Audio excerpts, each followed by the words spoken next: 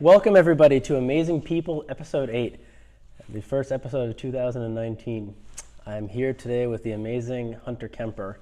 He is a 4-time U.S. Olympian. He was a triathlete. He competed in the Olympics in 2000, 2004, 2008, and 2012. He's probably friends with Michael Phelps. I do. I know Michael Phelps. Okay. We're not great friends, but we're friends, yes. Great. He's a 7-time U.S. elite national champion. From 2005 to 2006, he was the #1 triathlete in the world, and the list goes on and on. So today we're going to be talking about his life, his love for athletics, his experiences in the Olympics, and whatever else may come up. Thanks for having me. Yeah. Appreciate it. Thank you so much. It's good to be here. Thank you so much. So how'd you first get started in the sport of triathlon?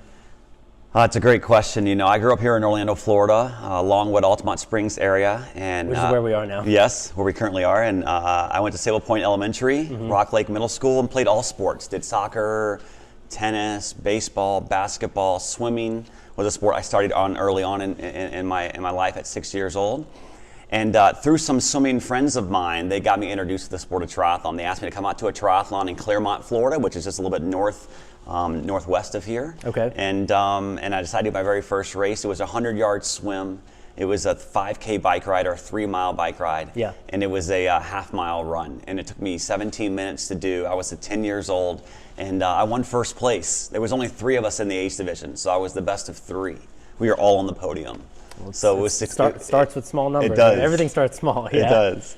So it was a fun time for me, and I realized as I got older that I was moving down the basketball bench, was moving down the order in baseball. Didn't have the emotions and the temperament for tennis, and just fell in love with the sport of triathlon as it grew, as I kept on winning races. Mm-hmm. Well, triathlon for me personally, that's not the sport that I would do. It's so endurance based, and I wouldn't have the discipline for that. I need a game or something fun involved in it. And I think most kids probably do, right? Most young athletes probably prefer that, right? I was in the minority, hence the 3 kids, you know, in my age group, that was it. Right. You know, this is back in 1986, you know, which dates me a little bit.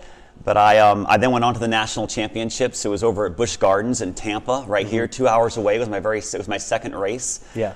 And it was the same distance. It was a 100-yard swim in a pool, and the wave machine was not going on, but it was right there in Busch Gardens. We biked around the animals in the morning, and then we finished with a half-mile run, and I won that. I was a national champion, thought it was the greatest thing, and I beat 9 other kids, so I was the best of 9. Yeah, so I was getting better, right? Yeah. Yeah, improving. And so I just kept on winning national titles. I fell in love with the sport, traveled around the country, was kind of doing it as a club sport. Had a little group here in Orlando, Florida, kids that we would do triathlons together, and just fell in love with it. Just loved the idea of running long distances, swimming, which I was already naturally good at, and riding my bike around the cul-de-sac in the neighborhood. So. How do you get from 1986, loving it, placing first of 3 or 9 or whatever, local people, to years later being an Olympian, which is a games that I believe is thousands of years old? It's exactly right, yeah. I mean, the modern Olympics was back in, in Greece, right? Just over 100 years ago. And so, I mean, for me, it starts with a dream. It starts with a passion, right? I mean, what is all of our passions? And I think that passion kind of got lit, that flame got lit early on in my career, in my life. By winning one race, by starting small, by winning the national championships, by doing it again, by seeing your name in the paper, by seeing my name in Sports Illustrated, faces in the crowd. You know, those kind of things I think fuels a kid in that desire to want to be really good at something. And then I saw professional triathletes in the country. I would read Triathlon magazine, I would get the magazines.